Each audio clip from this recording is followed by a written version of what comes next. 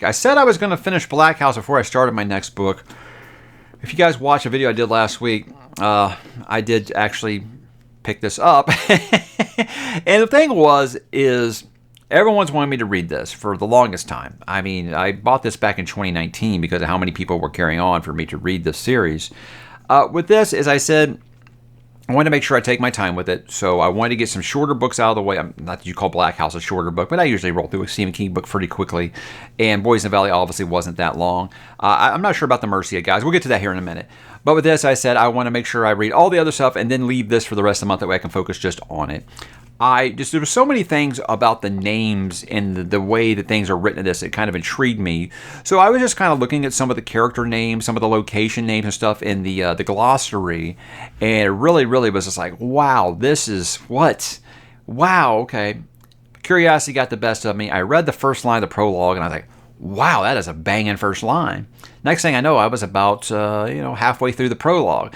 So I read the prologue, and it was awesome, guys. The prologue was amazing. I mean, it completely grabbed me like right away. I was like, wow, this is brutal, dark, messed up, really just drops you into this world in the best way. Very much in a way where you're like, okay, I don't know what's going on, but the way they set up this like apocalyptic event is just like, wow, this is really awesome. I am really invested in this. Then I read chapter 1. I was like, excuse me?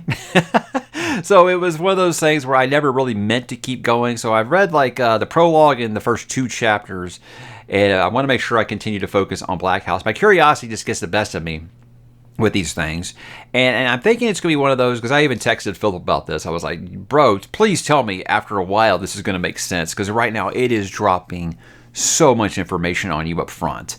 And so many people that I know and respect have said, hey, just get far enough. Like the people that tap out on this book, basically, it's if you can't handle like the first, half dozen chapters or so. That's what I've been told.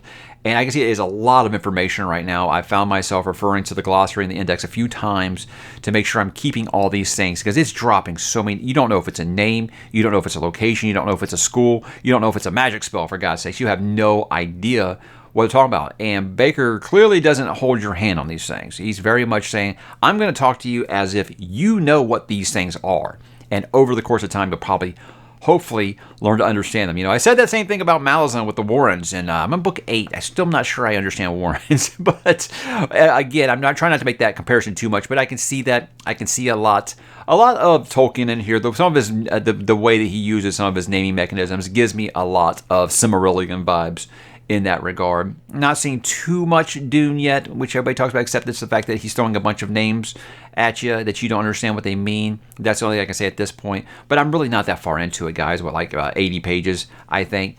But it's a very interesting setup. I'll put it there. It grabbed me right away. That might be one of the best prologues I've ever read. It was really like, wow, like holy shit good. And so it's why when I got to chapter 1 and 2, it's like, okay, well, I just feel like I just learned how to say ℚ𝕤𝕤𝕤, and now you're dealing me with this new character whose name I can't pronounce, which I think is Acamian. Drusus Acamian. I think that's how I finally settled on saying it.